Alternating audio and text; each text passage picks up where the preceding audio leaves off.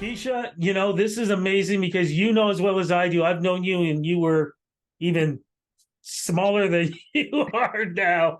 Um, I've known you for years. You were an incredible artist when I first met you back in the day. Yeah. And the things that you have done as host, as a performer, as a role model, as an innovator, um, far beyond anything that I could imagine that you would be able to do. I Thank you. am so, so proud of you. How does it feel, first off, in being able to accomplish not just the things that you want to accomplish, but even more that anybody could ever Aw. imagine? Oh my goodness. I mean, it feels amazing. My parents always told me I could do anything I put my mind to, and I've always had this high manifester type mentality since I was young, before it was like a trend. Um, so I always had like the faith, but you just never know. There's a lot of doors that are not open, and you're navigating the industry and the space and hoping that someone will give you, opportunities, and they would notice how hard you're working. But it feels really good to come this far. And it's funny, I still feel like I haven't done anything. Ah! Um, all of my like accolades and like awards and all that stuff, my mom and dad keep them in Toronto. But at my home in LA, I have nothing, not a photo. I have no awards. I have nothing that tells me I had any success. And that forces me to wake up every morning and think, you haven't done anything. You need to work harder. Mm. So I try to keep myself motivated, but it feels really good. It feels good sometimes when I'm reminded. Well, I just got to remind you too. The last time I saw you was at the Juno Awards, red carpet. Yes, that was a while ago. My That goodness. that was a while ago. And again, Yeah. I saw you, we talked, we snapped a picture. I'm gonna try to post it in this interview. But again, so proud of you, and even more proud of the fact that the letters that I have behind here is something that you're going to be hosting, the Legacy Awards. How does it feel for somebody having such a strong and positive legacy, knowing that you're going to be hosting the second annual Legacy Awards? Oh my goodness. I can't even believe that these awards exist. Like the Yes. fact that we even have the Legacy Awards is so mind-boggling to me, because when I was a teenager, there were no spaces for us, barely. It was barely anything for us. And to have this now, not only celebrating the culture and Black talent and achievements, but behind the scenes, it's us as well. So it's from the inside out. And I'm just honored that I get to host it. I can't even believe I'm a host. I can't even believe I do that. Like that's just, even that blows my mind some days. So this feels very full circle and very the evolution of the Canadian industry. Like it feels like so cool. I could never have imagined that we'd get here at this point.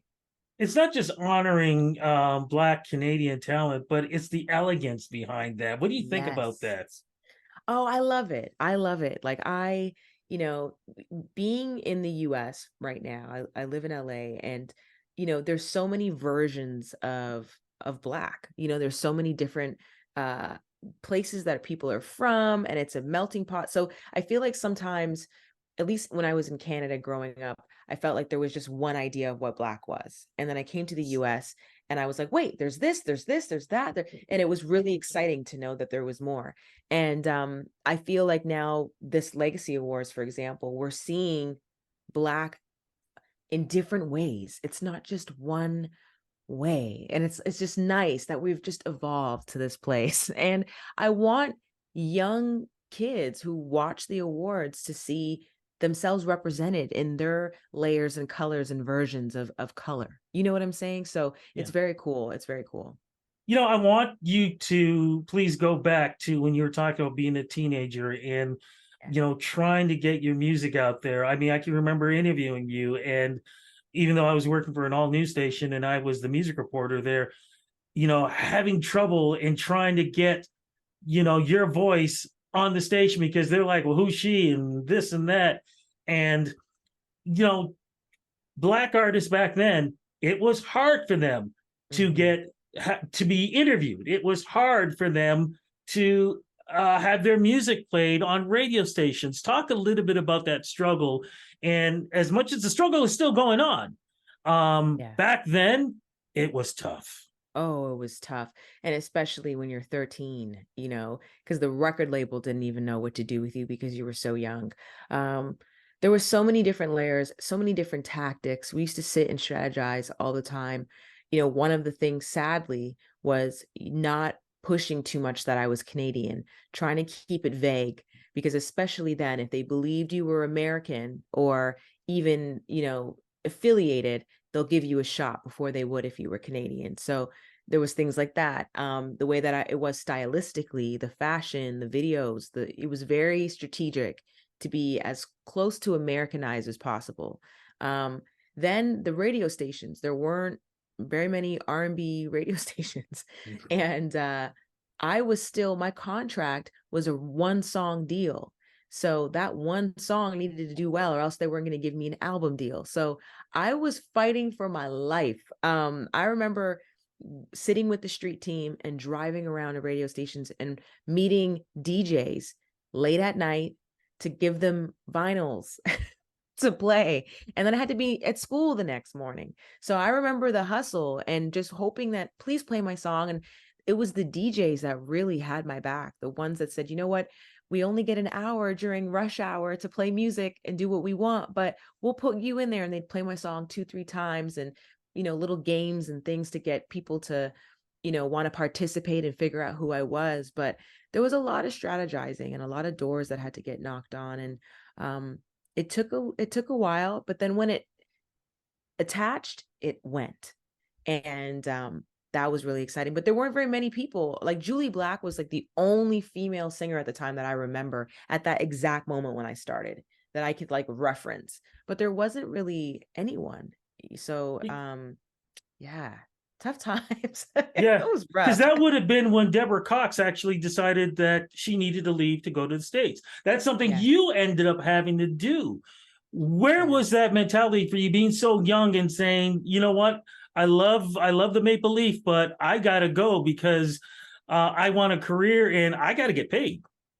Yeah, I think for me it was like growing up, I spent a lot of my summers in Georgia, and that was the thing I did with my grandparents, and that's when I felt the most Black. Like, that's when I felt like, wow, these are my people. I have my people. In Canada, it was just my family, really, like that I had to look to. But when I was in the States, I used to have that feeling of like, wow, there's so many versions of us. And it was nice to see as a little girl being represented in that way. Um, I decided at some point, I think it was the UMAC Awards, and it was Stephen Hill, and he was the Yeah. president of BT. He created 106 in Park. He was at those awards and he introduced himself to me, and he was like, I heard you at the radio station. You were playing on much music. You're winning awards tonight. I had to meet you. You're only 15. I'd love to, have you come maybe to BT. And it was like that opportunity of getting to meet him at the UMAC Awards, where he said, come to New York, you and your mom, and let's see if we can get you as new joint of the day on 106 in Park. And it was like that moment. So it was an award show that brought Americans in and that I got to meet that helped me push further. And it's like the Legacy Awards. It's like there's going to be people from all over. We're all going to be together and we're going to be able to link up, connect the dots, see where Yeah. we can expand. It's those types of opportunities that are so important. I don't know if I would have thought to push to the US if it wasn't for the UMAC Awards and Stephen Hill being there. He was the one that opened my world up to that. So I'm hoping for the Legacy Awards, that's going to be the same thing for a lot of the up and coming talent, just meeting mentors, peers, visionaries, whatever. I hope the opportunity expands just from that connection. You mentioned Julie Black. She, of course, is one of the honorees, Yeah. along with Director X and Tanya Williams. I'm just thinking of the names off the top of my head. These are Yeah. people that I have known probably as long as you. And knock on wood, I've been there for a lot of them in the beginning of their careers. Even Tanya, when she used to dance on City TV's Boogie. Wow. We go way back Wow. then. When you know these people for all Yeah. these years and to see that they are getting their honors, how does that feel knowing that you're going to be part of that journey and part of that, as the word says, legacy? Oh, it's such a full circle moment, because we were all grinding so long ago and now we're getting honored. It's crazy. It's so surreal to think about it. And I'm just overall proud of the city of Toronto and just Canada as a whole, our industry, because, I have been working 22 years in the industry, and it wouldn't exist if it wasn't for Canadians celebrating me and creating a space for me to even live out my dreams. Canadians, the Canadian industry and the Canadian culture have embraced me in such a way and have made such an impact on my life that I was able to spread my wings. I was able to imagine bigger and be able to do bigger. So it's very cool for me to see so many people that I came up with now be successful. There was a run, Puffy, New York, Biggie Smalls. It was Tupac, and it was Dre and everybody in LA. And then there was a whole Atlanta run, Usher, Lil Jon.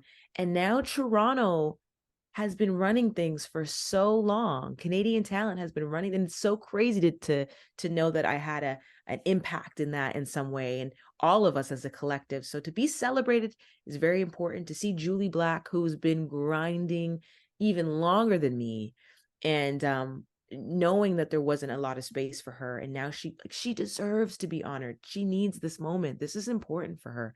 I want her to feel that we acknowledge her. Like, sometimes that's all you need, sometimes when you've been working so hard and you're grinding and you're knocking down all these doors.